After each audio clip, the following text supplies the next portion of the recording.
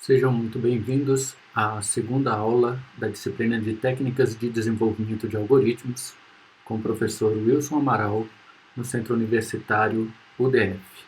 Vamos fazer uma breve revisão do conteúdo da aula passada.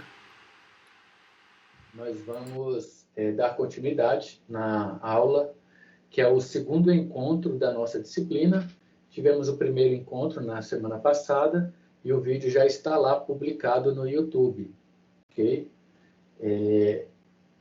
A nossa semana, na aula da nossa semana passada, eu vou abrir aqui o material do qual nós tratamos. Nós fizemos uma abordagem inicial do nosso conteúdo.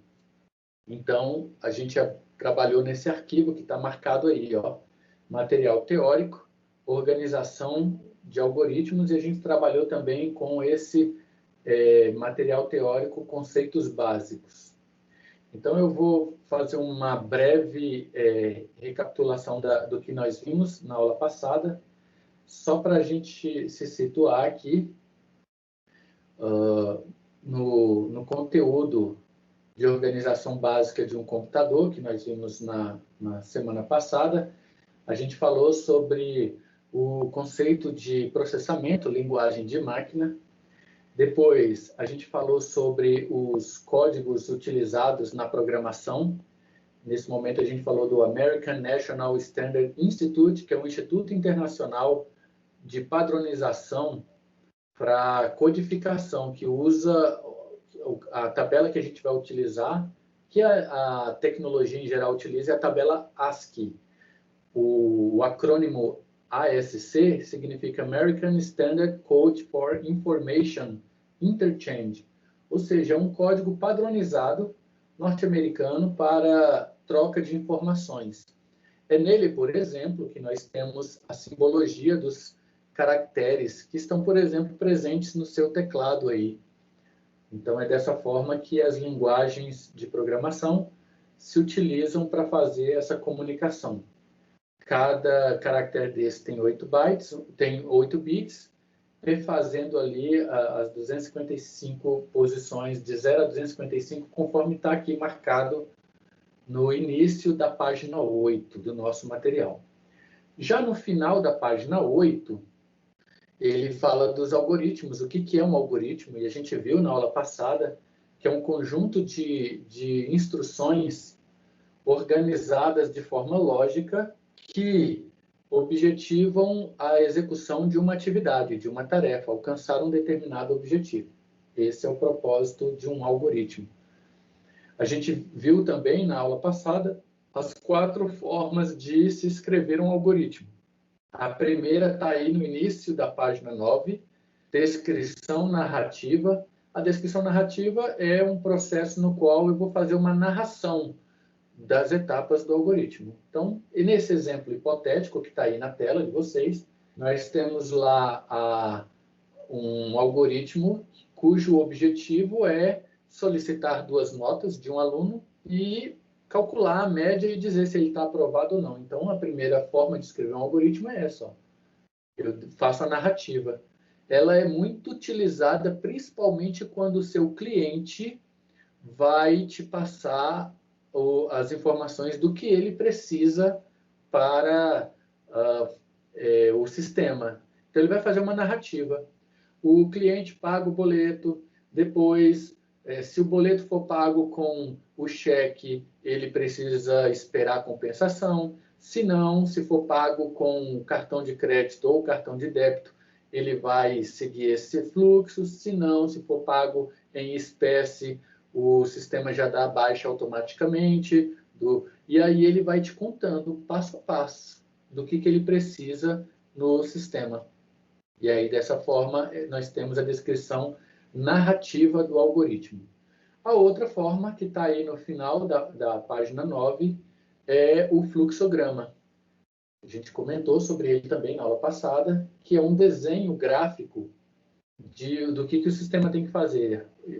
A mesma coisa da narrativa, tá vendo ali? Ó, solicita 2 notas, depois calcula a média, aí a gente tem a figura do losango, que é um fluxo condicional. Se algo for verdadeiro, ele vai seguir uma rota. Se não, se for de outra forma, ele segue outra rota. E assim por diante até alcançar o objetivo.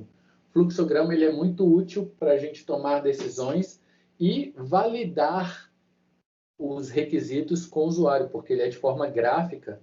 Então, algumas pessoas têm mais facilidade de identificar um fluxo observando um desenho.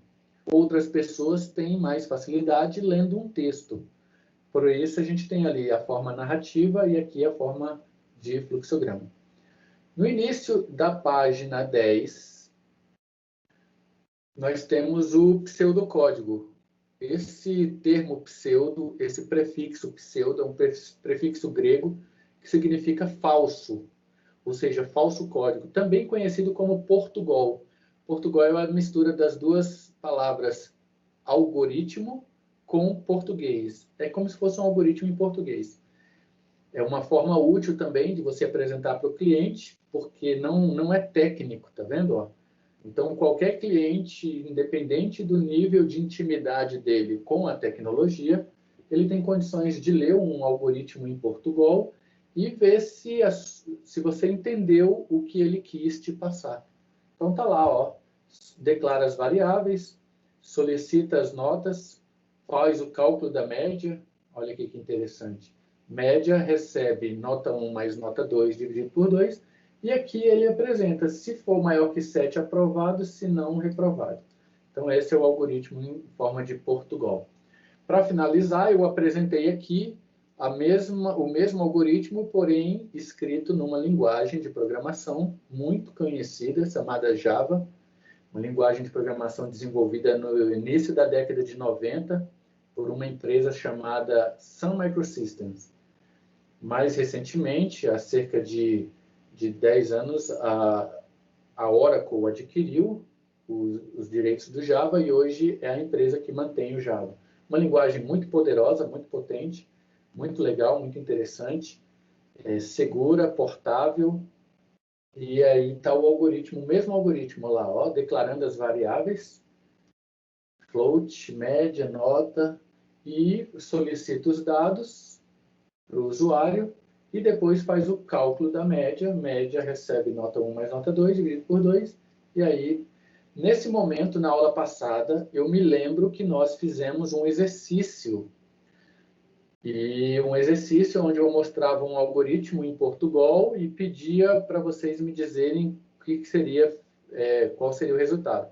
E foi um vexame total, porque 90% de vocês erraram o exercício, que era um exercício bem simples. E uma coisa que eu achei engraçado na hora, porque alguns colegas ficaram pedindo, não, passa um exercício mais difícil, passa um exercício mais, pelo menos de nível médio. E aí eu passei um exercício desse e foi um vexame total. Não sei se vocês lembram, está lá no vídeo registrado, caso alguém queira rever o vexame, mas foi bem legal porque serviu para a gente ver que o buraco é um pouco mais embaixo. O João Vitor está dizendo que não lembra não, hein? O bom é que está tudo registrado. Está tudo registrado em vídeo. Para finalizar a aula passada, a gente falou do processo de compilação. Nesse momento, eu apresentei para vocês os dois tipos de linguagens compiladas e linguagens interpretadas. E aí eu expliquei esse fluxo aqui do processo de linguagem de compilação, ok? E assim a gente finalizou o conteúdo da aula passada. Para a aula de hoje, a gente vai dar continuidade no mesmo arquivo aí, tá vendo? No final da página 11, nós temos os conceitos de variáveis. Então, uma coisa que eu já vou pedir para vocês fazerem é baixar o PyCharm, que é uma IDE para a gente poder programar eu vou botar o link aqui no chat, tá? Mas é muito fácil. Você entra numa ferramenta de busca qualquer da internet aí e digita PyCharm download. Tá lá, ó. Vocês vão digitar isso aí, ó. PyCharm Download. Para facilitar a vida de vocês, eu vou colocar o link aqui no chat, mas é muito simples. A empresa é essa JetBrains.com. Você vai baixar essa versão aqui, ó, da direita, Community. A versão Community, ela é uma versão free e open source, ou seja, nós não precisamos pagar por ela. E aí, a versão Professional da esquerda é uma versão paga, com algumas características para o desenvolvimento científico, mas a gente vai baixar essa daqui da Community. Então, eu vou colocar aqui o endereço.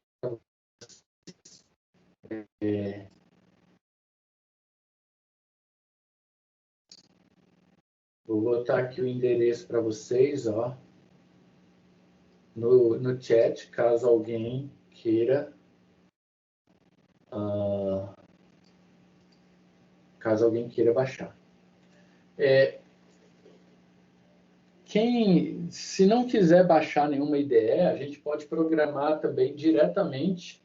Quem usa o Windows aí, basta você entrar no prompt de comandos e digitar Python e dar Enter. Se não tiver instalado, ele já vai abrir direto o site da Microsoft Store e você já pode baixar. Quem usa Linux ou Mac, que é o meu caso, não precisa fazer absolutamente nada. O Linux e o Mac já vem com Python, tá? Já vem no sistema operacional com Python. Então, não precisa fazer absolutamente nada. Quem usa o Linux e o Mac, basta abrir o prompt de comando e digitar Python e dar Enter. Você já vai estar no ambiente, não precisa fazer absolutamente nada. Para os colegas que estão baixando aí, eu vou abrir já a IDE aqui. É uma IDE muito levezinha, olha aqui, olha como ela abriu rápido. Não levou nem um segundo para abrir. Se a gente tivesse abrindo o Eclipse aqui ou o NetBeans, poderia ir ali fora tomar um café enquanto ele dá a carga de tudo. Em menos de um segundo ele abriu aqui. O Kleber está perguntando se baixa o Community ou Professional.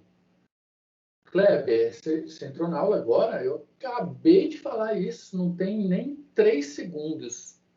Tira o olho da novela aí e volta para a sala, para a nossa sala, hein? Eu falei isso, não tem nem 3 segundos. Eu até disse a diferença de um para o outro. Então, eu disse qual é a diferença de um para o outro, qual é a característica de um para o outro. Então, para quem já baixou o PyCharm, basta você entrar na aplicação, vem aqui no menu File. Se o de vocês estiver em português, eu acho que não está, arquivo, e aí pede novo projeto, ó, arquivo, File, New Project, arquivo, novo projeto.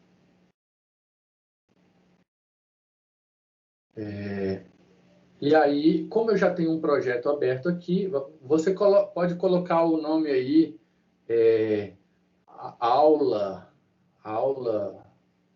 põe alguma coisa assim nesse sentido, mas hoje, para essa aula de hoje, a gente vai precisar basicamente do terminal, que é essa janelinha que está aberta aqui na minha tela. Ó, por favor, dê uma olhada aqui, ó.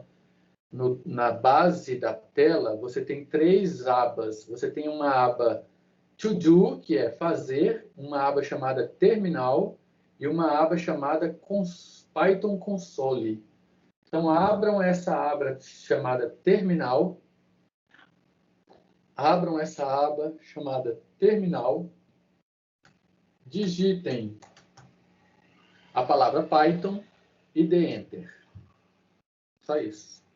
Pronto, você agora já está aqui no ambiente do Python.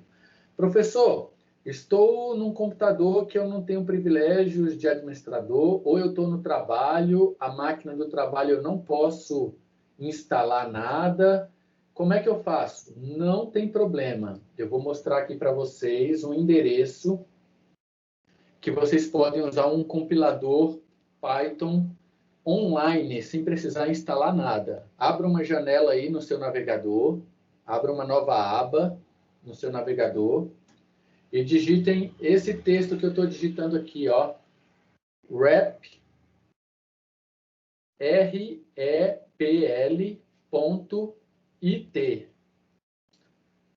Romeu, Eco, Papa, Lima, pontinho, Índia, Tango. REPL.it.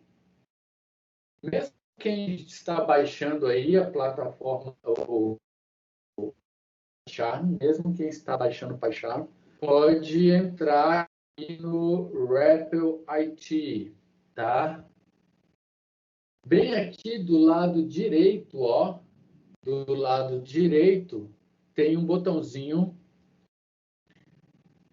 escrito Start Coding. Start Coding, tá? Olha, você pode programar aí em Python, Node, C, Java, C++, Ruby, pode programar, fazer scripts em JavaScript, CSS, HTML, Go, Rust, Clojure, pode programar em Lua, Python 2.7, C Sharp, F Sharp, Swift, que é uma linguagem de programação para desenvolver para iOS, Basic, linguagem R, qualquer uma dessas linguagens. São 35 opções de linguagens. O que nos interessa, que é Python aqui, ó, basta você clicar em Python e criar o repositório. Pronto, ó. Olha que legal. Vai te conectar aqui num repositório online. Você não precisa instalar nada na sua máquina. Absolutamente nada. E já pode utilizar ali a linguagem Python. Ó, vou dar um exemplo aqui. Ó. Vou declarar aqui uma variável num recebe 3. Depois eu vou fazer assim. Print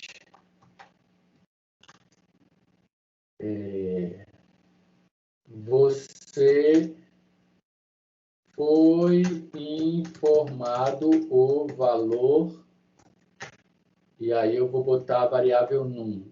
Em vez de botar num recebe 3, eu vou fazer assim, ó. Num recebe, eu vou converter input, e vou fazer assim, ó. Informe um valor numérico. Olha lá que legal, ó. Informe um valor numérico. Vou rodar isso daqui, ó. Quando eu mandar rodar, olha só que interessante. Já está lá ele pedindo, ó, informe um valor numérico. Eu vou botar o valor 3.14, ó, 3.14. Quando eu der Enter, ele vai me dar lá o resultado. Foi informado o valor 3.14. Observem que vocês não precisaram instalar nada na máquina e pode utilizar aí qualquer linguagem, C, Java, Pascal, Basic, COBOL. O João Vitor está comentando que é muito simples e limpo o código em Python. Sim, programação em Python ela é muito simples. Ela é tão simples que chega a me dar raiva e me preocupar. Depois vocês me perguntem por que chega a ser preocupante, tá? Que eu vou dar a opinião de um desenvolvedor que trabalha com isso há 30 anos. Bom, já que estão perguntando, o Marcos já está perguntando. Professor, por que o Java, o Python ser tão simples chega a ser um problema? Eu vou dizer para vocês, ó. Eu vou chegar aqui e vou fazer assim, ó, em vez de pedir um valor numérico, eu vou botar o valor 3.14 e vou mandar imprimir ele lá, ó, tá vendo? Foi informado o valor 3.14. Agora, olha o que eu vou fazer, ó, num recebe UDF. Num recebe UDF. E vou mandar imprimir agora, ó. Vou mandar imprimir de novo. Olha lá o que aconteceu. Qual é o problema disso daí? Alguém aí já desenvolve alguma linguagem? Se sim, ou se já fez alguma disciplina de programação, me diga qual é o problema disso daí. Problema grave, problema grave. Se alguém desenvolve É porque aí alguma tu vai linguagem... poder colocar qualquer coisa, né, professor? Sim. Pois é, o problema disso daí é que se o programador deixou um erro lá no código, imagine que eu deixei um erro lá no código, esqueci de mudar o nome da variável. Em qualquer linguagem na face da Terra, isso daí vai dar um erro. Eu vou pegar lá a linguagem C. Se eu chego lá na linguagem C, ou Java, ou Pascal, ou COBOL, e declaro uma variável do tipo float, coloco o valor 3.14 nela. Se lá mais embaixo eu coloco um texto nela, vai dar erro. E é para dar erro mesmo. Porque provavelmente o programador ou deixou, trocou, esqueceu de trocar o nome da variável, ou ele está cansado, está desenvolvendo ali de madrugada e colocou um valor inválido. Em qualquer linguagem, isso daí daria um erro de compilação e mostraria para o programador naquela linha ali, ó, tem um erro aqui, você está botando um valor inválido dentro de uma variável. O problema do Python é isso, ele vai passar, ele vai aceitar e se isso tiver com erro de lógica, vai para o cliente assim. Então, eu acho isso muito grave. Mas o objetivo da linguagem era essa. A linguagem Python foi desenvolvida no início da década de 90, no departamento de matemática de uma universidade que fica em Boston. Um instituto de tecnologia numa cidade chamada Massachusetts, em Boston, nos Estados Unidos. Como ela foi desenvolvida no departamento de matemática para fazer cálculos matemáticos, então eles se preocuparam com a linguagem ser assim o mais simples e rápida possível, para o cara não ter que tipar a variável e ter que mudar, não, tipo uma linguagem para ser utilizada por expert que não está começando na programação. Por isso a linguagem Python, na minha opinião, atenção, essa é uma opinião pessoal do professor Wilson, tá? Opinião pessoal. Na minha opinião, a linguagem Python não é uma linguagem boa para aprender a programar, porque é casa da mãe Joana. Esse tipo de coisa que vocês acabaram de ver aí, ela... Outro problema aqui, ó, vou dar outro problema para vocês. Ó, ó o que eu vou fazer aqui na linha 4. Ó. Vou botar aspas simples. Observe que no mesmo programa, olha lá, vou mandar rodar. Rodou, tá vendo? No mesmo programa, na linha 3, eu usei aspas duplas. Vou piorar mais ainda a situação agora, tá? Vou piorar mais ainda, ó. Vou chegar aqui agora. Vou botar agora outro tipo de dado, ó. Vou botar um valor booleano na variável. Eu vou botar assim, ó. A variável num vale. Agora eu vou botar assim, ó. Agora num passa a valer. E agora eu vou botar assim, ó. O novo valor de num. Olha isso, olha isso, ó. Eu vou botar aqui aspas triplas. aspas triplas aqui e aspas triplas aqui no final. Olha, deixa eu ver o que ele fez aqui. Ficou uma aspas a mais. Então, olha o porcaria.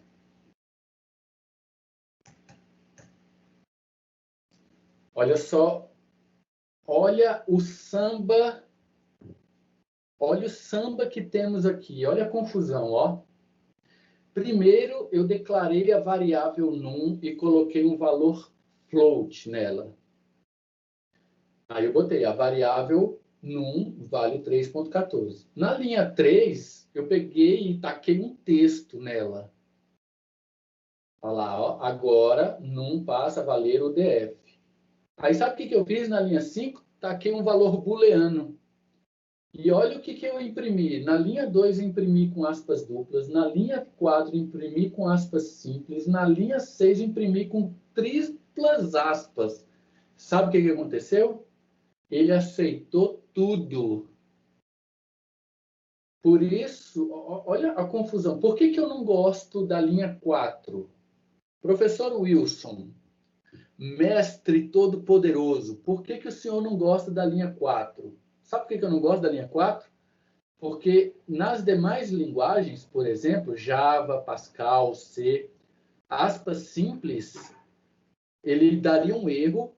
E, por exemplo, quando você vai concatenar um comando SQL, lá no SQL, a linguagem SQL, linguagem de banco de dados SQL, significa Structured Query Language, linguagem de consulta estruturada. Lá no SQL, as aspas são simples, por uma questão óbvia, porque como todas as linguagens de programação trabalham com aspas duplas, nesse momento que você faz uma concatenação de um código SQL para fazer uma consulta no banco, por exemplo, você fica bem claro o que é string da linguagem e o que é string do SQL. Fica bem claro. Aqui no Python, virou tudo uma coisa só. Ele aceita. Então, por exemplo, se acontecer de um programador estiver lá de madrugada trabalhando, o que é muito comum, tá, gente? Vocês que estão entrando na área agora, preparem-se. Uma coisa muito comum é a gente ter que corrigir bug de sistema no horário em que os usuários têm menos concorrência no servidor. Então, eu estou lá programando de madrugada, cansado, deixei um código lá, sem querer, um SQL lá embutido para ele fazer uma consulta no banco. Como o Python ele não vai dar erro, ele vai tratar isso tudo como se fosse uma string dele. Então, é outro problema isso. Sem contar essa bagunça aí. Oi, pode falar.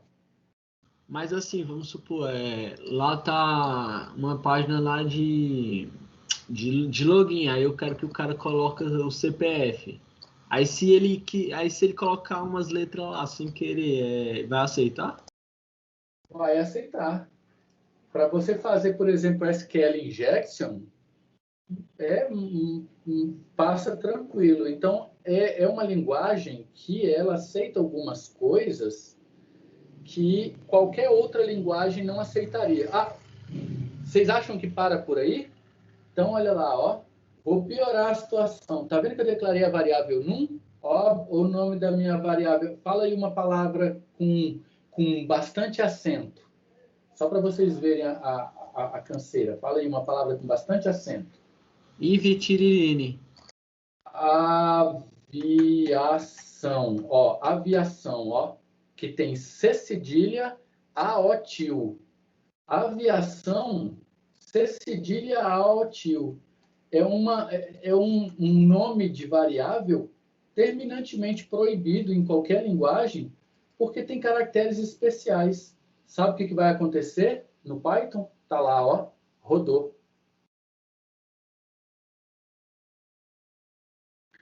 Então, meus amigos, isso é muito sério. Não é uma boa linguagem para quem está aprendendo. Para quem está chegando agora na área de programação, o ideal é aprender numa linguagem igual o C, igual o Java, igual o Pascal. Pascal, por exemplo, para vocês terem uma ideia, Pascal foi uma linguagem desenvolvida na década de 80, final da década de 70 para o início da década de 80, para ensinar programadores a desenvolverem programas.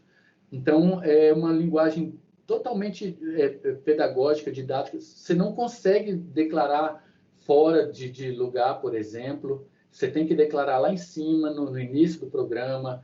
Não aceita esse tipo de coisa. A linguagem C e o Java já aceitam declaração em qualquer parte do código, mas não aceita esse tipo de bagunça aí, ó. Então, como a linguagem Python foi uma linguagem desenvolvida num departamento de matemática para facilitar fazer os programas para fazerem cálculos pesados de matemática, então eles pensaram assim, olha, não é uma linguagem para o pessoal começar, para a gente resolver o nosso problema. Só que qual é o problema? O que aconteceu? Como a linguagem é muito boa, muito poderosa, o Python é muito poderoso. Eu vou mostrar algumas coisas para vocês. Ele carrega bases de dados com milhões de registros e faz cálculos matemáticos que o Excel levaria 4 horas para fazer. O Python faz em menos de 1 segundo. Uma linguagem extremamente poderosa para se trabalhar com estatística, com banco de dados, com funções matemáticas, com inteligência artificial. Então, como ela ficou muito poderosa, acabou sendo utilizada por não só dentro do meio científico. E muita gente hoje em dia utiliza o Python para fazer diversas coisas. Com Python você pode programar para web, com Python você pode programar para banco de dados, com Python você pode programar para operações de códigos de segurança da informação, com criptografia. É uma linguagem especialista para trabalhar com estatística. Para você ter uma ideia, eu tenho uma base de dados do governo federal que tem quase 1 bilhão de registros. A gente carrega isso no Python e faz o cálculo de moda, de média, de mediana, os cálculos de medidas de tendência central, os cálculos de coeficiência de variabilidade, desvio padrão, em menos de 1 segundo. Nenhuma outra linguagem faz isso. Tão rápido, tão veloz, com essa capacidade toda. Por esse motivo, a linguagem Python tem sido muito utilizada hoje em dia no meio acadêmico, no meio científico, dado esse poder dela para poder fazer tratamento de dados, inteligência artificial. A linguagem Python e a linguagem R hoje são as queridinhas dessa galera para trabalhar com ciência de dados, para trabalhar com tratamento de Big Data, porque Big Data a gente está falando de um grande volume de dados, né? Então a linguagem Python ela vem nesse sentido. Agora, é um samba do crioulo doido, como vocês puderam ver aí, ó. Esse tipo de coisa aí eu reprovo completamente. Por quê? Porque se eu tenho um sistema grande com milhares de linhas de código e estou fazendo alguma coisa assim lá no meio e cometi um erro, estou cansado, sei lá, e deixei um código errado lá, mudou o dado da variável, em qualquer linguagem isso daí daria erro. Só para vocês terem uma ideia, ó, vou abrir aqui, vou tentar fazer a mesma coisa. Vou tentar fazer a mesma coisa na linguagem C, tá? Só para vocês verem o que vai acontecer aqui, ó. Eu vou pegar um exercício qualquer que eu fiz aqui com os alunos da semana passada. Vou declarar aqui uma variável. Vou declarar uma variável aqui. Primeiro eu vou compilar esse programa para vocês verem que ele está compilando normalmente, ó. Vou chegar aqui e vou mandar compilar. Tá lá, ó. Compilei, Observa lá embaixo, ó, 0 erros, tá vendo? 0 erros. Beleza. Agora, olha o que eu vou fazer. Eu vou declarar aqui uma variável do tipo inteira chamada num. Declarei uma variável do tipo inteira chamada num. Vou agora, bem aqui dentro do programa, ó, dentro do programa, olha o que eu vou fazer. Num recebe o DF. Imagine que o programador estava cansado lá e, sei lá, deixou alguma coisa. Olha o que acontece quando eu tento compilar aqui, ó. Ele vai, deixa eu botar aqui, num recebe o DF. Olha lá, num do tipo inteiro, num recebe o DF. Olha o que acontece quando eu tento compilar, ó. Na hora, o compilador bloqueia. E olha o que está escrito lá embaixo, ó. Conversão inválida de caractere para inteiro. Então, mesmo que o programador tenha passado batido em alguma coisa, ele vai tratar. A Tayane perguntou, professor, e não tem nenhum código que force a rejeição de uma string ou uma variável de número? Se tem, é bem recente, eu não conheço, tá? Na minha época de Python, eu vou mostrar aqui para vocês a linguagem que eu trabalho na minha máquina, tá? Ó, terminal. Ó, o que eu estou abrindo aqui para vocês é o Python que está instalado no meu Unix. Olha o que eu vou botar aqui, ó. Python. Ó a versão que eu trabalho, ó. Essa versão aqui, ela é bem antiga, 2.7. Vocês já estão trabalhando aí com a versão 3.8, 3.8.5, que é a mais atual. Olha o que acontece se eu tento declarar uma variável, por exemplo, bagunçada. Ó. Aviação recebe 3. Quando eu dou Enter, olha o que acontecia. Ó. Ele não deixava. Então, o que eu acho que aconteceu? Quando a linguagem foi desenvolvida no começo, ela era uma linguagem que protegia esse tipo de coisa.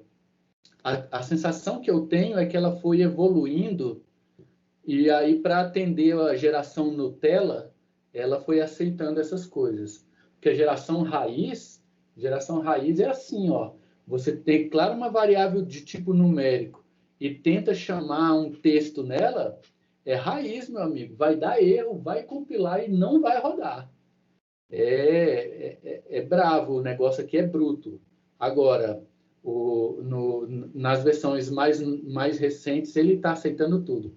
O João Vitor comentou, o JavaScript tem o mesmo problema, e isso é mais um motivo para o TypeScript estar fazendo sucesso. Exatamente, o JavaScript também é assim, tá? O JavaScript, você está com uma variável lá, declara uma variável, está com um número nela, depois você quer mudar para texto, um abraço, meu amigo, manda ver. E aí ela aceita e vai embora. Eu acho isso particularmente perigoso. Pode ser útil? Pode. Por que pode ser útil? Porque eu não precisaria, eu estou tratando ali, eu estou fazendo um cálculo da quantidade de livros que um aluno pegou numa biblioteca, por exemplo.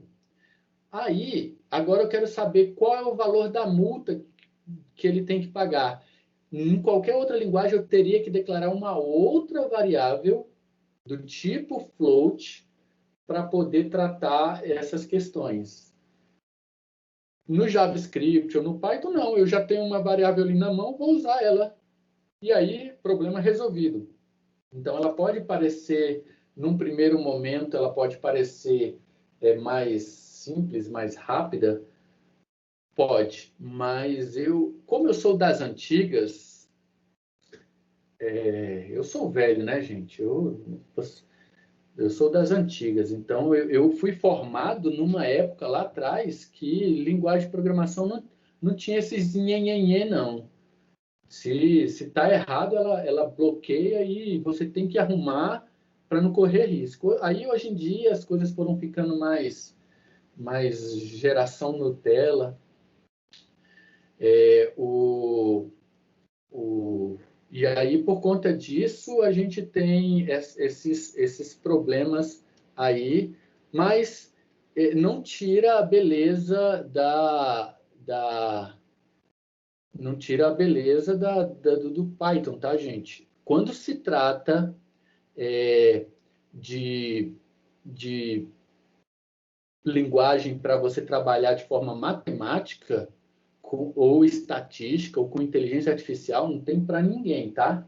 Se hoje eu fosse fazer uma aplicação para trabalhar com estatística, eu não pensaria duas vezes, eu iria para o Python sem pestanejar, ou de repente para trabalhar com inteligência artificial. Agora, para um sistema grande, com muitas coisas, ele pode correr esse risco aí, tá? Então, ele corre esse problema. O colega está comentando aí do TypeScript, né? O TypeScript é uma linguagem, é uma ferramenta que adiciona tipagem estática ao JavaScript. Então, o TypeScript ele não é uma linguagem de programação. Ele é uma feature para você agregar tipagem estática, para você fazer com que o JavaScript fique igual o Java ou igual o C, tá? Então, o TypeScript não é uma linguagem de programação. Ele é uma ferramenta para você trabalhar e tornar o JavaScript mais seguro, por assim dizer, né? E essa ferramenta, ela te dá bastante opções para você trabalhar com Jode, Express.js. Então, é uma ferramenta, não chega a ser uma linguagem de programação, tá? Então, amigos, esses são os problemas que eu tenho. O Erismar está falando que essa é a primeira aula. Seja bem-vindo, Erismar. O Aguiar está perguntando, é como se fosse o CSS pelo HTML? Isso, exatamente. É mais ou menos como se fosse isso. O propósito dela é tipar de forma dinâmica o JavaScript. JavaScript é uma linguagem muito boa, tá, gente? Tem bastante mercado de trabalho, é uma linguagem muito boa. Mas ela padece desse mesmo problema do Python. Observem que em nenhum momento eu estou falando que essas linguagens são ruins, não. Pelo contrário. Acabei de falar, por exemplo, que se eu fosse fazer uma aplicação tipicamente matemática, eu não tenho outra linguagem melhor do que o Python. Mas ele tem esses probleminhas que o professor Wilson julga perigoso, tá? Porque ele vai aceitar. Observem que a versão que eu uso aqui, ó, no meu dia a dia, versão 2.7. Pergunta aí alguém, pergunta para mim se eu vou atualizar a minha versão do Python para 3.8. Claro que não, vou continuar aqui com a minha 2.7. O Marcos perguntou, você vai? Não, não vou, porque eu prefiro... professor, mas a versão 3.8 ela tem algumas vantagens, algumas funções a mais. Se eu precisar dessas funções, aí eu compilo um pacote à parte. Mas, por enquanto, eu sou uma pessoa muito conservadora, tá? Para mim, time que está ganhando não se mexe. Então, para vocês terem uma ideia, eu não deixo habilitado nos meus laptops, nos meus celulares, aquela opção de update automático. Quando sai uma nova versão do software, ele já baixar automaticamente. Alguém faz ideia por que eu não faço isso? Repete a pergunta aí, professor.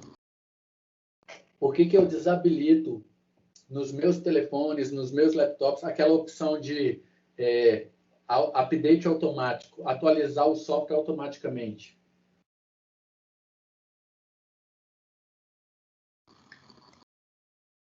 O Paulo já respondeu aí, ó. Exatamente. Justamente esperar a boiada ir primeiro, ver o que vai dar errado lá na frente, porque geralmente quando a gente atualiza um software, e eu sei disso porque eu trabalho com desenvolvimento de sistemas, sempre que a gente atualiza um software, ele vem com um monte de erros que vão sendo corrigidos no decorrer do tempo, né? Então eu espero um pouco primeiro, e aí depois, quando eu vejo que está uma versão robusta, aí sim eu atualizo. É assim a mesma coisa com Java. Para vocês terem uma ideia, o Java que eu trabalho na minha máquina ainda é o Java 7. E deixa esperar um pouco, quando estiver bem seguro, quando um monte de gente quebrar a cara, aí que ajustarem melhor, aí eu vou. É mais seguro, né? Para mim, a frase mais importante que existe na face da Terra é: time que está ganhando não se mexe. O Erismar está perguntando: professor, gostaria de saber o que eu perdi de conteúdo, se perdi muita coisa. Basta olhar o vídeo lá, Erismar. Se você já tem acesso ao Blackboard, tá aqui, ó. Entra na minha disciplina, no Blackboard, conteúdo, ó o vídeo da aula passada. Na verdade, quem está na aula vê mais coisas, porque, por exemplo, esse bate-papo que eu fiz aqui dos problemas do Python, eu vou editar, eu vou cortar tudo para ir para o vídeo, né? Então, quem está na sala de aula tem algumas coisas a mais. Agora, se quiser ver o que você perdeu, basta assistir esse vídeo aí, ó. Se você não tiver acesso ao Blackboard, me manda um e-mail. O meu e-mail é professor@wilsonamaral.com.br, que eu te mando o link e o material todo, sem nenhum problema. Se quiser também assistir às nossas aulas, basta você entrar no YouTube e pesquisar por Professor Wilson Amaral, ó. Professor Wilson Amaral.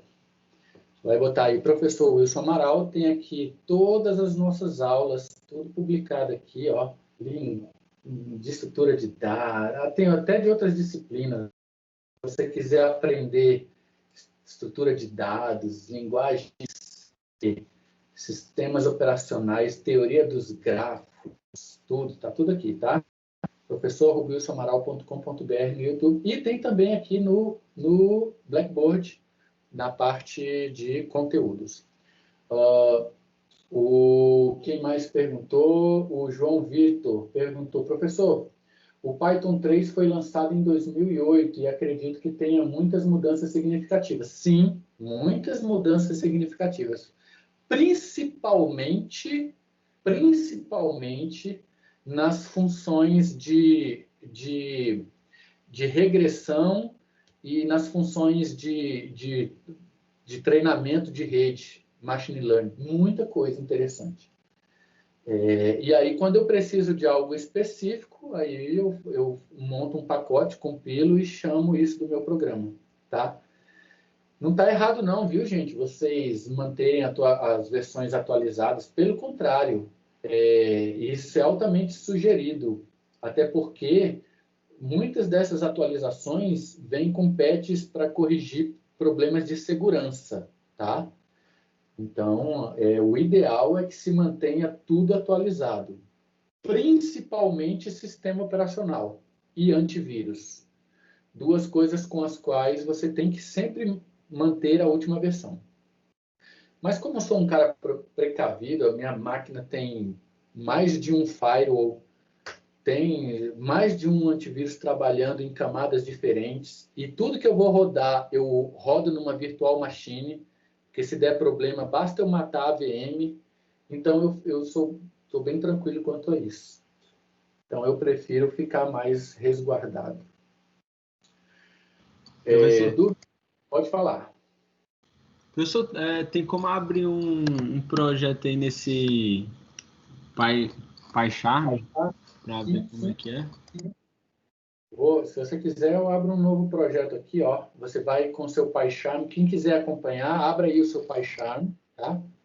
Todo mundo. Vai lá no menu File, New Project. File, New Project. Se você já tiver configurado para português, é arquivo, novo projeto. Ele vai te dar uma sugestão de local aí, tá? Você pode mudar se você quiser. Se você tem uma pastinha aí no seu C, ou se você gosta de botar os arquivos na sua pendrive, você pode mudar esse endereço aqui, tá? Por exemplo, eu vou mudar o meu, tá? Só por curiosidade. Eu vou chegar aqui, vou botar dentro da minha pastinha UDF, eu vou criar uma pastinha aqui, ó, New Folder, eu vou chamar de aula, tá?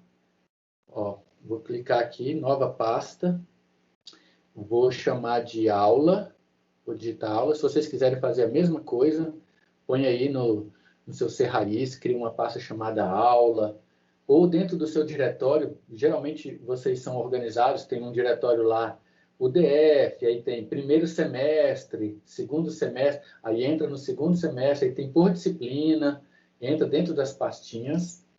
Então, eu vou criar aqui, ó, por exemplo, dentro de aula, ó, no meu caso ficou Wilson/UDF/aula, e aí ele te dá a opção aqui, ó, de você trabalhar com Python 2.7, com Python 3, eu vou até mostrar para vocês. Ó, quando você entra aqui, ó, nessa próxima janela, olha lá que legal, ó, tá vendo? Eu vou deixar o default aqui, que é a versão mais atual do 3.8, mas se você quiser trabalhar com um projeto específico com o Python numa versão anterior, você pode escolher, tá? Eu vou deixar com Python 3.8 mesmo. Professor, o meu só tem só uma opção mesmo. Só o Python 3.8? Na verdade, não está falando qual é, mas deve ser. Não, então ótimo. Então pode deixar. Só clica agora nesse botãozinho, ó, criar. Se você tiver em inglês igual o meu, ele vai dar... Aí esse negócio aqui de no interprete é o quê? De exit interprete. Não, pode avançar. No meu não apareceu, mas... você está conseguindo ver a minha tela? Você já está nessa opção aqui, ó. Tô. Ótimo. Então, no meu caso, eu vou pedir nessa mesma janela, porque como eu não fiz nada de excepcional ali, eu vou abrir na mesma janela. Aí agora eu vou mostrar para vocês como é que cria um arquivo, tá? O arquivo do Python, o nome do arquivo .py. É igual lá no C. O nome do arquivo é .c. Se for C++, é .cpp, de C++, e se for Java, não é o nome do arquivo .java, a mesma coisa, e no PHP não é nome do arquivo .php, aqui é a mesma coisa, nome do arquivo .py, tá? Vocês vão entrar aqui numa ferramenta de busca qualquer e vão colocar assim, ó, www. Não, põe logo direto o endereço aqui, ó, www.python.org. www.python.org. Por favor, abra uma janela aí no seu navegador, www.python.org. Vão aqui, ó, em Downloads. Ó, a versão mais atual é a 3.8.5. E clica nesse botãozinho aqui, tá? Se você estiver usando a máquina Linux, ele vai apresentar aqui em cima Download for Linux 3.8.5. Quem estiver utilizando o Windows, vou mostrar no Windows também como é que vai ser no Windows. No Windows é melhor ainda, ó. No Windows, quem estiver usando o Windows, vai fazer assim, ó. Abrir o prompt de comando. Vai abrir o prompt de comando, tá vendo lá o prompt de comando? Vai digitar Python e vai dar Enter. No meu caso, como eu já tenho instalado aqui, ele já entrou no ambiente Python. No de vocês, se não tiver instalado, ele vai abrir a Microsoft Store e vai baixar para você o Python. Olha lá, ó, no meu caso, como eu já tenho, ele já... Mas se eu não tivesse aqui, ele já ia abrir a Microsoft Store. E aí você já baixa, ou aqui direto no site. Vou mostrar aqui para quem usa o Windows, ó. Eu tenho uma virtual machine aqui para o Linux, para o Ubuntu, para o Mac e para o Windows. Eu vou mostrar no Windows aqui, ó. www.python.org. Olha lá, para o Windows a versão é a mesma, tá vendo? Ó? Download for Windows 3.8.5. Por favor, faz o download rapidinho, ele vai baixar, é bem curtinho. Depois é Next, Next, Next, Finish. A instalação é beginner, bem fácil. Next, Next, Next, Finish.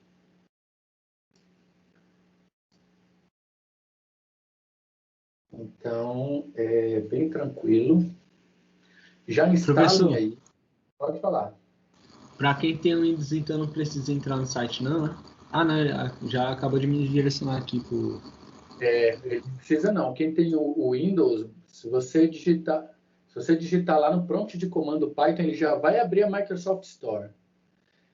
Quem tem Mac ou Linux não precisa fazer nada disso. Já vem o Python já vem instalado no sistema operacional, tá, gente? Isso é uma coisa interessante. Só por curiosidade aí para vocês saberem, quem tem Mac ou Linux não precisa nem instalar. Ele já vem no sistema operacional default.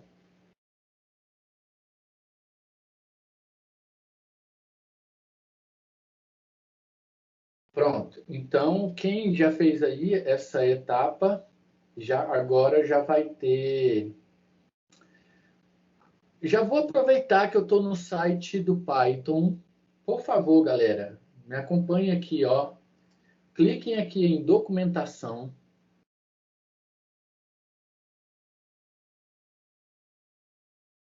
Clique aqui em documentação. E localizem esse item aqui, ó. Pip Index. Pip Index. Abra ele, por favor. Pip Index. O que é o PIP? É o Python Enhanced Proposals. O que é isso? É a documentação oficial do Python, ó. É a documentação oficial do Python. Professor, para que serve? Para que serve a documentação oficial do Python? Para a gente ver como é que é o processo de programação, de instalação. Por exemplo, o que a gente mais vai utilizar é o pip8. Ó, localizem aqui, ó. Tá vendo? Eu estou abrindo aqui. Abram junto comigo, ó. Cliquem aqui, ó. pip8. São capítulos, tá, gente? O capítulo 8 é o guia de codificação do Python. É o guia de codificação do Python. Traz as regras de como nós devemos programar no Python. Por exemplo, ó, uma coisa que talvez vocês ainda não saibam. No Python, ele não tem bloco de início e de fim de comandos. Tudo é feito por meio da indentação. Localizem aqui na página, ó, indentação, ó. Ele manda você usar 4 espaços para indentação. No Python, a indentação ela não é opcional, ela é obrigatória. É por meio da indentação que o Python sabe qual comando que está dentro do bloco. Quais os comandos que estão dentro do bloco. Lá na linguagem C, no Java, no Pascal, no COBOL, no BASIC, você tem os operadores de abertura e de fechamento de blocos de comandos.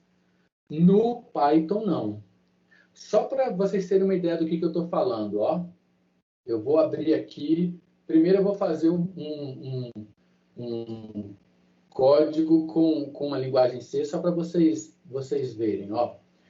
Ó, o que eu vou fazer aqui? Eu vou declarar a variável num e vou botar 3 nela. E vou fazer bem assim, ó. Se num for igual a 3, então, ó, abri aqui, fechei aqui, ó. Então, eu vou falar assim, ó. Print f. Olha que interessante. Num vale 3.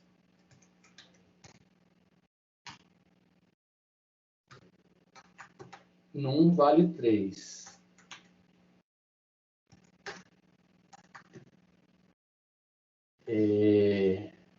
Ok? Num vale 3, ok. Olha só o que eu vou fazer agora. Aqui fora do laço, eu vou mandar imprimir print f fim. Fim do teste. Olha só a diferença das outras linguagens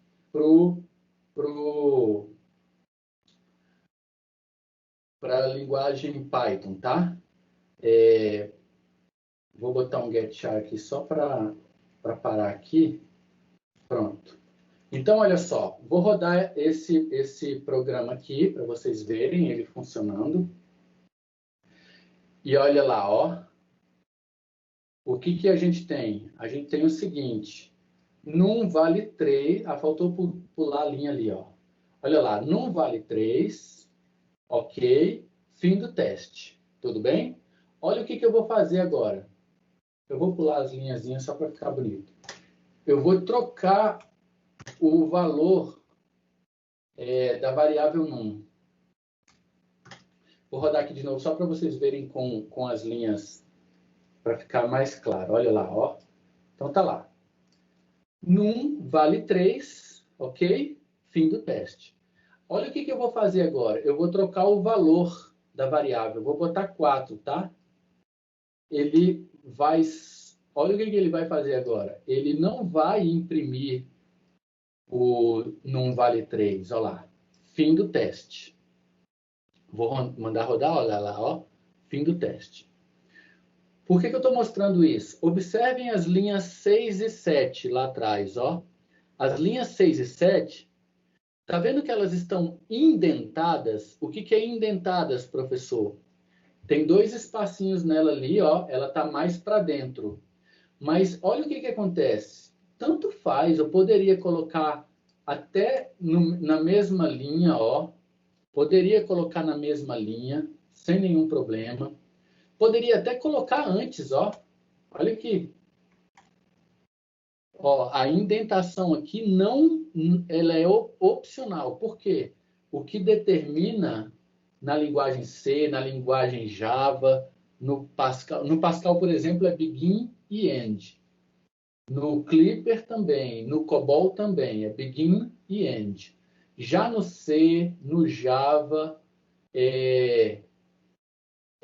abre chave e fecha chave. Agora eu vou mostrar para vocês no Python como é que é, ó.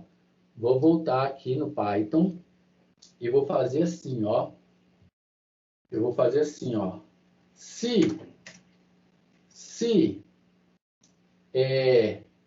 Eu vou trocar o nome dessa variável porque eu estou detestando esse nome em aviação. Num, tá?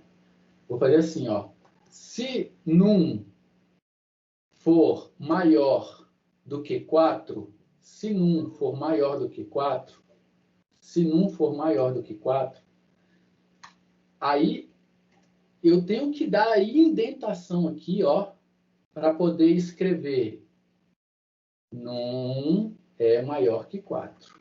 Olha lá, ó. Num é maior que 4. Então, no Python, eu vou até copiar outra linha aqui, ó, Ctrl+C, Ctrl+V, entendido? Entendido? E vou botar agora o fim do laço ali, ó. Entendido. E vou agora botar um outro print aqui, ó. E vou botar aqui, ó, fim do exercício, fim do teste, tá? Olha lá, ó. Fim do teste. Olha o que acontece quando eu mandar rodar isso daqui, ó. Observe que eu não tenho o comando de abrir e de fechar. Por que ele foi direto para o fim do teste? Porque, não, em vez de responder, eu vou perguntar para vocês. Quem vai me responder essa? Por que ele não imprimiu? Porque num é menor do que 4. Exatamente. Porque num é menor do que 4. Tá vendo que agora, olha o que eu vou fazer, ó.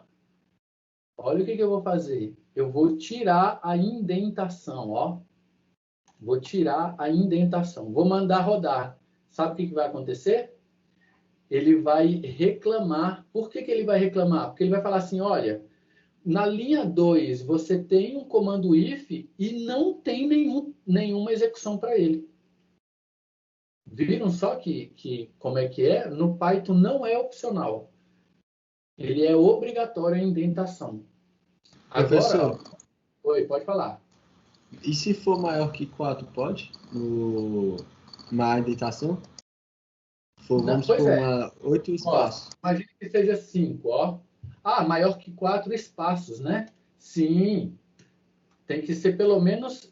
Na verdade, pode ser até 2. Quer ver? Deixa eu fazer um teste. Até 2 ele aceita, ó. Deixa eu fazer um teste aqui. Isso, exatamente. Até 2 ele aceita, tá vendo? Mas por que 4? São as boas práticas que está descrito, essas boas práticas estão descritas aqui, ó, na documentação do Python. Então, se você for fazer um teste amanhã, uma entrevista de emprego, qualquer coisa, se você coloca os 4 espaços, o seu entrevistador vai saber assim, ó, esse cara está seguindo o padrão, que é o que a gente chama de padrão pythônico, tá, gente? É do PIP8. PIP8 é a regra lá do... O bom do PyCharm, ele vai te reclamar se você fizer isso. Quer ver, ó? Eu vou chegar aqui, ó, no PyCharm. Ó, vocês vão clicar, tá vendo? Abrem o PyCharm lá. Tá vendo aquele projeto que a gente criou ali, chamado aula? Você vai clicar com o botão direito do mouse nele, vai pedir a opção novo. Se o seu tiver em inglês igual o meu, vai ser new, e vai escolher a opção Python File. Se o seu tiver em português, arquivo Python. Ele vai te pedir um nome, eu vou botar aqui, ó, exercício 01, tá? Vou botar exercício 01. Exercício 01, então tá lá. Olha só que interessante, eu vou fazer aquele mesmo código que eu fiz ali, ó. Eu vou declarar uma variável aqui, num recebe pi. Na linha de baixo, eu vou botar assim, ó. Se num for maior do que 4, então, observe que o próprio PyCharm, quando eu dou Enter, ele já coloca as 4 indentações, ó. Eu vou botar aqui, ó, print foi o valor de num é 4. É maior que 4. Olha lá. O valor de num é maior que 4. Agora, olha só que interessante. Se eu tiro os espaçozinhos aqui, ó, vou botar só 2 espaços. Tá vendo que vai aparecer uma lâmpadazinha ali? Tá vendo essa lâmpadazinha? Você vai clicar nela e ele vai falar assim, olha, você não está seguindo o padrão PIP8. Olha lá, você não está seguindo o padrão PIP8, ó. Corrigir isso daqui. Não é que vai dar erro, quer ver? Eu vou mandar rodar. Se você mandar rodar, ele vai executar numa boa, bonitinho. Mas o problema é que você está fora do padrão. Você não está seguindo o padrão direito. Então, olha aqui, ó, por exemplo, na linha 2, ó, pausa o cursor, deixa o seu código igual tá o meu e pausa o cursor do mouse. Olha que interessante que ele vai falar. PIP8 está faltando espaço em branco ao redor do operador. Olha que legal. Conseguem ler aí, ó? PIP8. Está faltando espaço em branco ao redor do operador. Aí o que eu faço? Eu venho aqui e coloco o espaço em branco, ó. Agora, vamos ver se saiu, ó. Ainda não. Vamos ver o que ele está reclamando. Ah, não. Agora já foi, ó. Ah, ele está pedindo para trocar. Ah, olha que interessante. Ele falou para eu trocar, ó. Ele falou para eu começar com um número antes. Se 4 for menor que 1. Porque isso, para o nosso cérebro, como a gente aqui no Ocidente lê da esquerda para a direita, fica mais claro se eu colocasse o 4 menor do que 1. Tá vendo que agora sumiu aquele símbolo que estava passando lá da lâmpadazinha? Por quê? Porque eu não estava seguindo o PIP8. Então, o PIP8 aqui, ó, no site é a documentação oficial. E, óbvio, se o professor Wilson usou o tempo da aula dele para falar do PIP8, é porque eu tenho questões no banco de dados sobre o PIP8, tá? Então, é uma das coisas que vocês precisam estar por dentro, é o PIP8, ó. Como é que se trabalhar com listas, como é que se trabalhar com tabulação e espaços, como é que se trabalhar com tamanho de limite de variáveis, como se trabalhar com os comandos de break, linhas em branco. Ó, ele pede para manter sempre 2 linhas em branco entre um término de um código e outro. Tá vendo? Como fazer importação. Então, isso aqui é importante, o PIP8. Eu vou até mandar para vocês por e-mail, eu já fiz um resumão dele em português, eu vou mandar para vocês por e-mail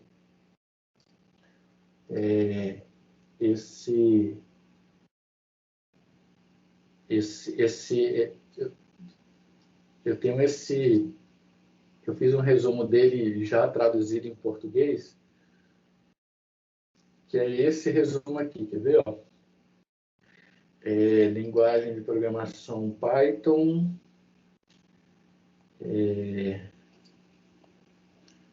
técnicas de desenvolvimento de algoritmos. Ó, essa daqui, ó. E eu vou mandar esse arquivo para vocês que já é, ó, Python PIP8, que já é um PDF já bem traduzidinho, já em português, com o que vocês devem seguir, tá vendo? Ó? Ele é bem legal, ele tem 10 páginas, eu fiz um resumo bem interessante, vou mandar para vocês. Vou fazer melhor, deixa eu postar logo aqui no Blackboard. Estrutura de dados, é a nossa aula de hoje, vou postar aqui junto com o material, tá? Ó. Editar, vou postar aqui para vocês.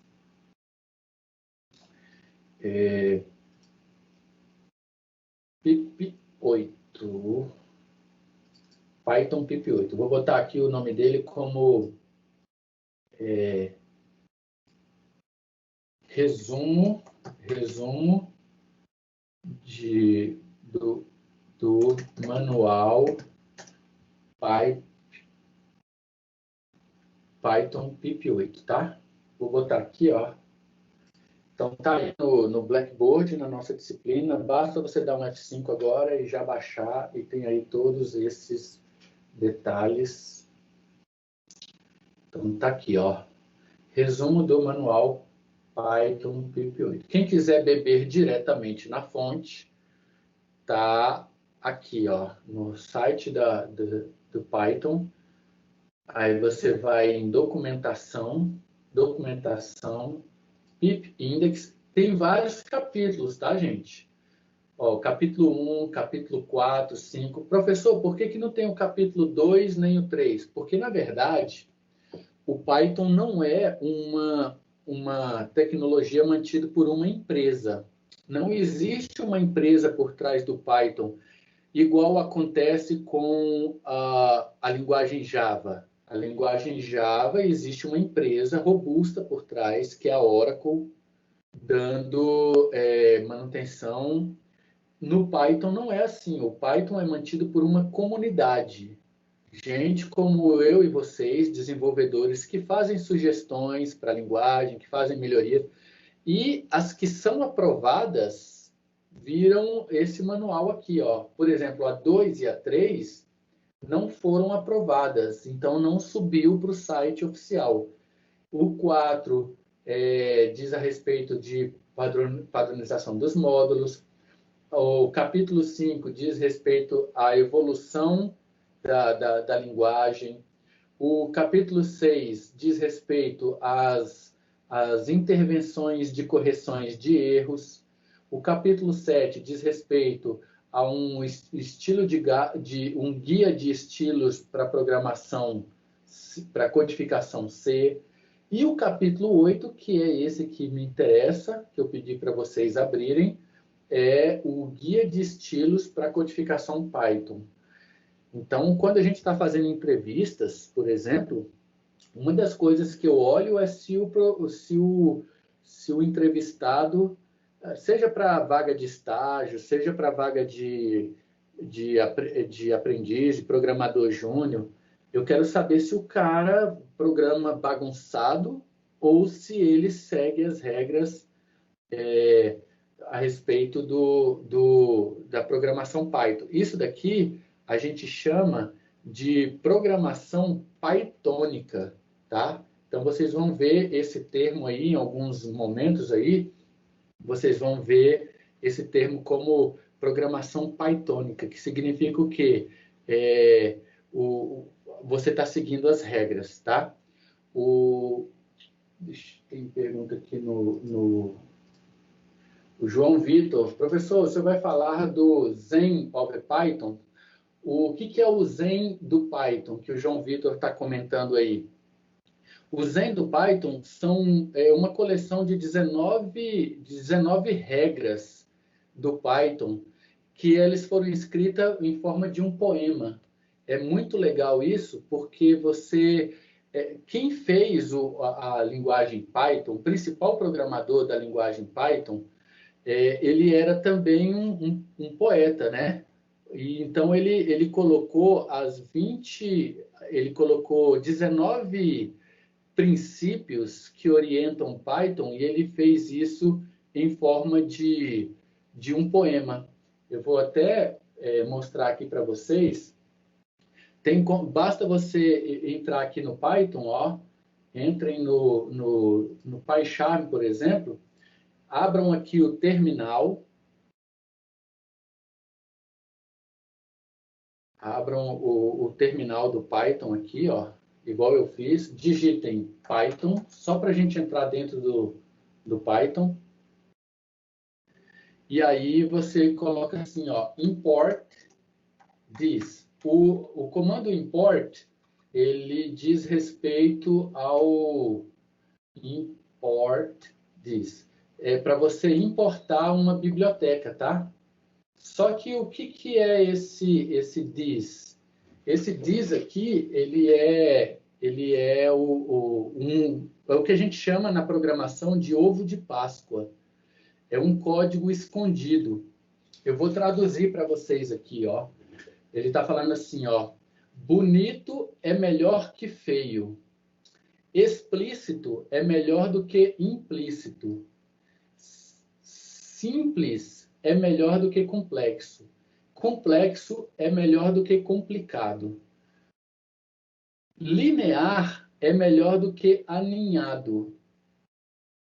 Esparso é melhor do que denso. Legibilidade conta. Casos especiais não são especiais o bastante para quebrar as regras. Ainda que praticidade vença a pureza. Erros nunca devem passar silenciosamente, a menos que sejam explicitamente silenciados. Diante da ambiguidade, recuse a tentação de adivinhar. Deveria haver e preferencialmente apenas um modo óbvio para fazer as coisas. Embora esse modo possa não ser óbvio, a princípio, a menos que você seja holandês, agora é melhor do que nunca. Se a implementação é difícil de explicar, é uma má ideia. Se a implementação é fácil de explicar, pode ser uma boa ideia. E para finalizar, ele fala assim que nomes de espaços são uma grande ideia. Vamos ter mais dessas. Então, esse aqui é um poema que foi escrito e embutido dentro da linguagem por Tim Peters, que é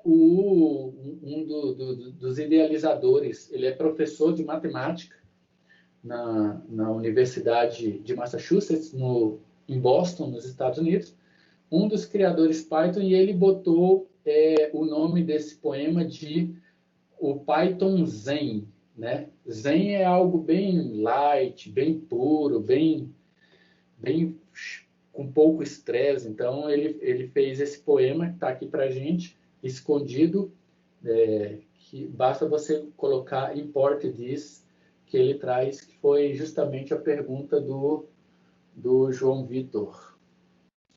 Então, amigos, alguém ainda não conseguiu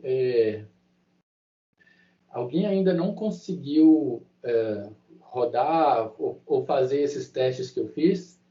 Para você fazer um teste bem simples, basta você botar aqui agora no terminal Python, um testezinho que a gente pode fazer aqui, declara uma variável qualquer, num recebe pi, vou botar aqui, num recebe pi, aí você dá enter.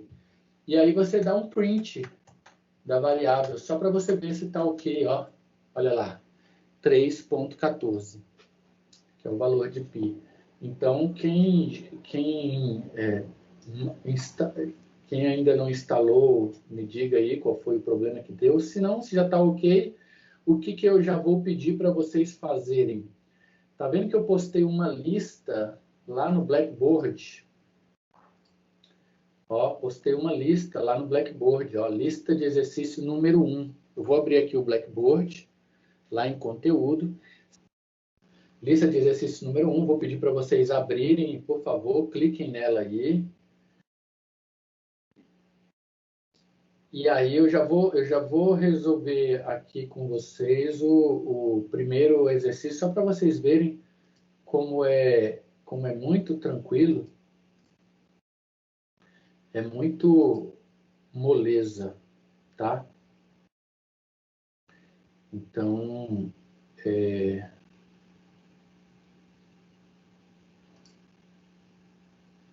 basta vocês... Eu vou fazer junto com vocês esse primeiro aqui, Olha como é simples. Abra uma lista de exercícios. E aí eu vou mostrar como é que vocês vão fazer, Primeiro, copia o conteúdo do exercício, Tá vendo? Copiar, Eu vou fazendo devagar para vocês me acompanharem e fazerem junto comigo. Vou fazer o primeiro exercício junto com vocês. E aí a gente... Então, copia. Vai lá no PyCharm. E como é que é o caractere de comentário no PyCharm? É o number, tá? Number. Ele fica em cima do 3 aí no teclado, É o number.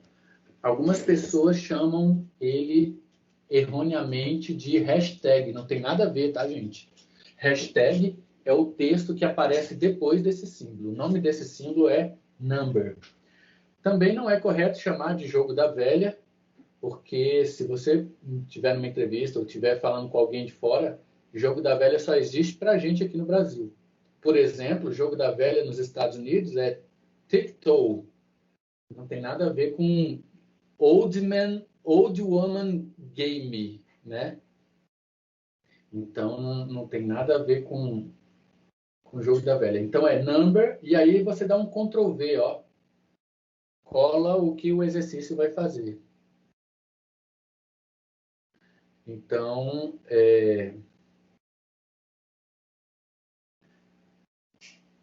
coloca aqui, ó, escreva um programa que apresente na tela a frase meu primeiro programa. Então, eu vou chegar aqui, vou tirar isso daqui que a gente tinha feito, tá? Vou dar um del aqui, ó. E vou botar aqui, ó, print meu primeiro programa, ó. Meu primeiro programa. Meu primeiro programa. Então tá lá. Professor, como é que eu faço para executar esse programa? Tem duas formas. Tá vendo essa setinha verde aqui, ó?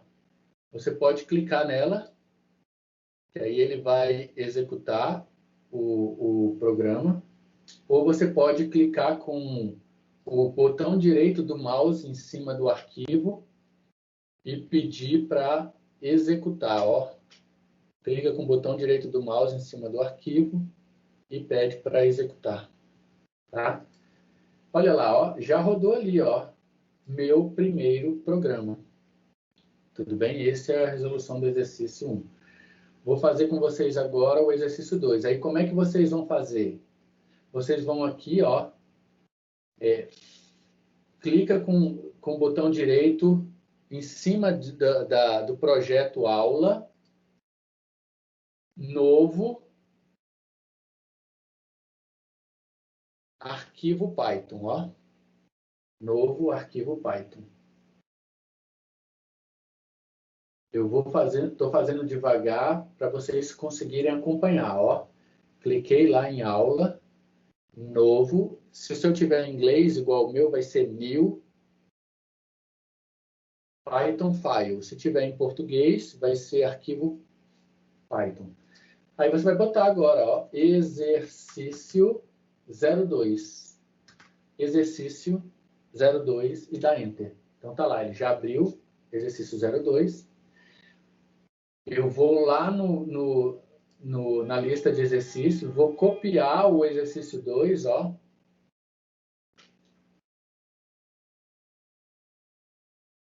O Davi está falando, pode mostrar novamente onde está o arquivo? Que arquivo, Davi? A lista de exercícios está lá no Blackboard. Está aqui, ó. Você vai no Blackboard. Está aqui, ó, lista de exercício 1. Continuando aqui, ó, vou copiar o exercício 2, o código do exercício 2. Copiar, ó. Copy. Se eu tiver em português, vai ser copiar. Vou lá no PyCharm, que eu já estou com o exercício 2, o arquivo aberto. Vou colocar o caractere number e vou dar um Ctrl V. Então, ó. Vou dar um espacinho para ficar bonito. Escreva um programa que solicite ao usuário um número inteiro e, ao final, apresente na tela o número informado pelo usuário do programa. Então, vou lá, ó. Print. Eu preciso botar isso numa variável. Então, olha o que eu vou fazer. Eu vou declarar a variável inteira, né? Vou declarar o nome da minha variável chamada int num. Int num. Que é uma boa prática. Eu colocar o nome da variável começando as 3 primeiras letrinhas, dizendo qual é o tipo de dado dela, tá? Int num, ela vai receber o quê? Eu vou converter aqui para inteiro, ó. Inteiro, print, e vou colocar aqui, ó, informe um valor inteiro. Vou botar, em vez de valor, a palavra número, tá? Informe um número inteiro. informe um número inteiro. Então, tá lá. Aí o exercício pede para exibir o Professor, número. Pode falar. esse negócio aí de botar int no... É aquele jeito lá de forçar, O nome disso daqui chama-se typecast. Eu estou convertendo um valor que vem do tipo texto, porque a função input, ela retorna para a gente um texto. E aí, a função int, ela pega e converte para inteiro. Agora, vou rodar esse programa. Observem, vou rodar aqui, clicar com o botão direito do mouse e pedir para executar. Deixa eu ver qual é o erro que está aqui. Int num recebe int, print, int num. Informe um número inteiro.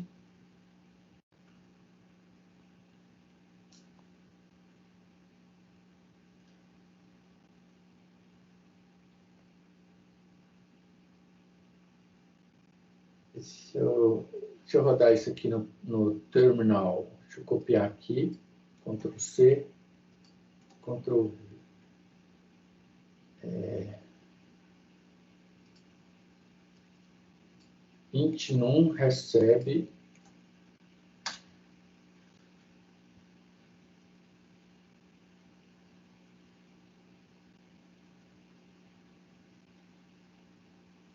deixa eu ver o que está errado aqui.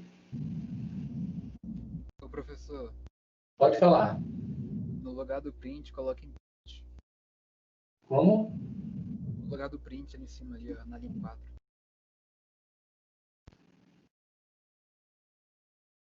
Faltou alguma coisa? Só print. Input. Estou falando do comando. Obrigado. Estou falando do comando e estou deixando o cara de fora. Então, vou rodar aqui, Informe um número inteiro. Vou informar aqui o número 7. Só por curiosidade.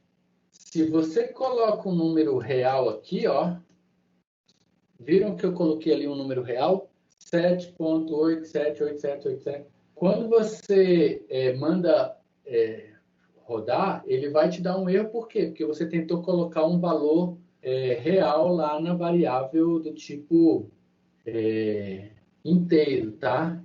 Então, vamos colocar um valor inteiro, normal. Olha lá, informe um número inteiro.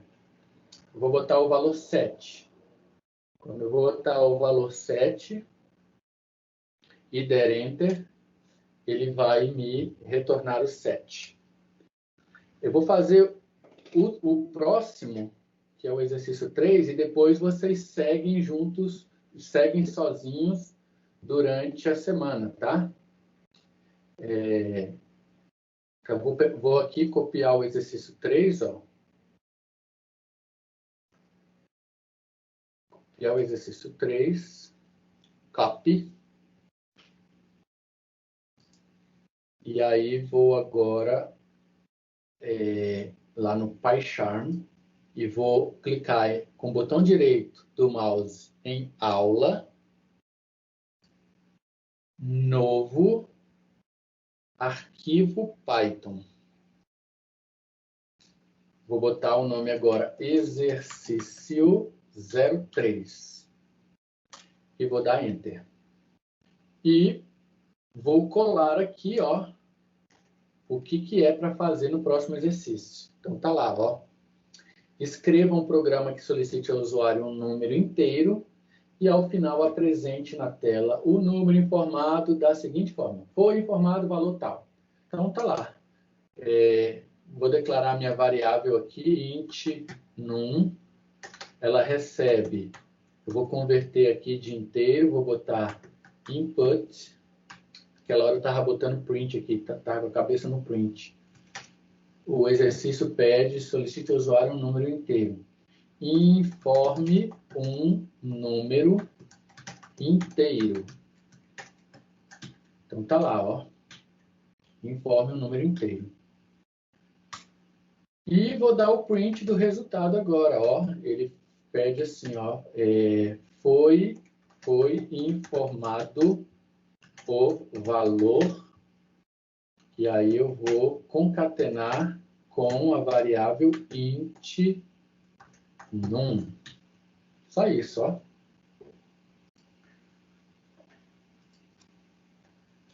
Então, eu vou clicar com o botão direito do mouse aqui.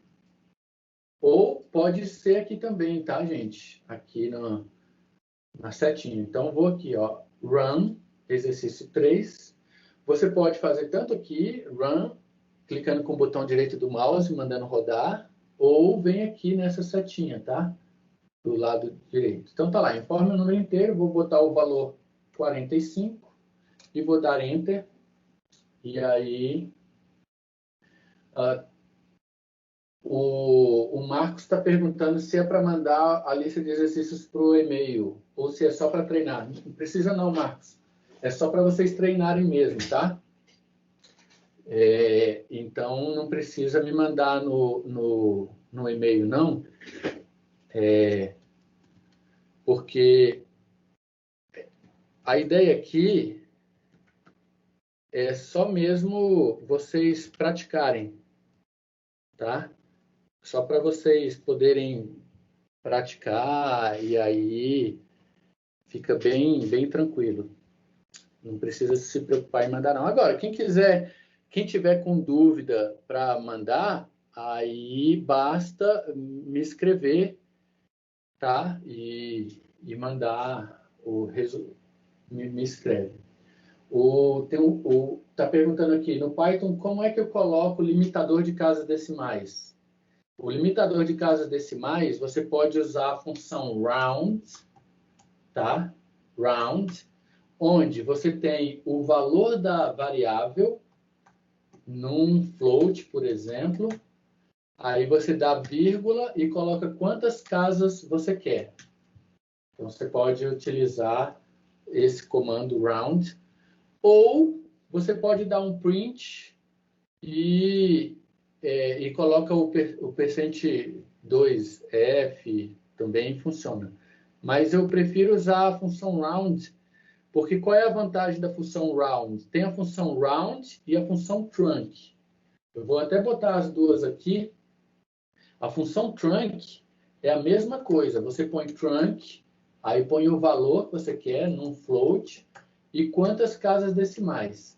A função trunc, ela trunca, ela ignora os números que vêm depois. E a função round, como o próprio nome diz, ela arredonda.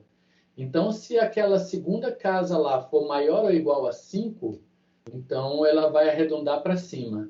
Senão, ela mantém o número. Então, se você quiser fazer arredondamento, se você quiser para arredondar, use a função round. Para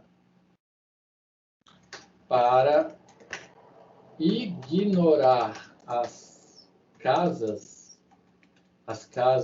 decimais,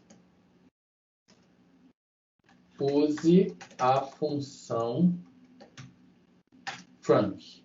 O trunc ele vai truncar, ele vai simplesmente truncar, como o próprio nome diz, e a função round vai arredondar. Qualquer pessoa que tiver dúvida pode escrever, tá? professor@wilsonamaral.com.br. Vou até colocar aqui no chat para não... não, basta você responder meus e-mails. Vocês estão recebendo meus e-mails. Se alguém não está recebendo meus e-mails, primeiro, olhe na caixa de spam. Segundo, me escreva, que aí eu vou ver o que está acontecendo. Muito obrigado pela presença. Nos encontramos, então, na semana que vem, nesse mesmo horário. Até mais, meus amigos.